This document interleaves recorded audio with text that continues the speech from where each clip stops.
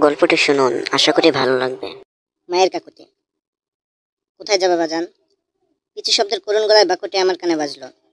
অচেনা অজানা অপরিচিত শহরের পরিচিত স্থানে বাজান শব্দের সম্বোধন। কে ডাকলো আমায়? চুল ভর্তি ঘাড় ঘুরিয়ে বিস্ময় এবং কৌতূহলের দৃষ্টি ফেললাম।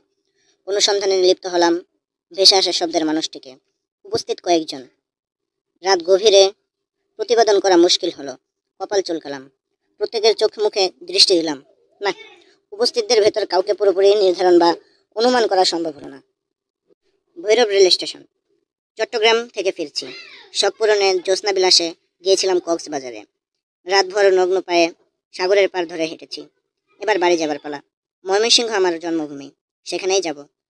ট্রেন থেমেছে, সম্ভবত ইঞ্জিন পরিবর্তন হবে। বেশ সময় লাগবে। এই সময়টিতে প্ল্যাটফর্মে পাইচারি করছিলাম। আবার ডাকলেন, শোনা গেল বাজান, আমি এই দিকটাতে, আইনদারে। তুমি আমারে খুঁজতাছো? পরবর্তী পার্টের জন্য কমেন্টে জানান।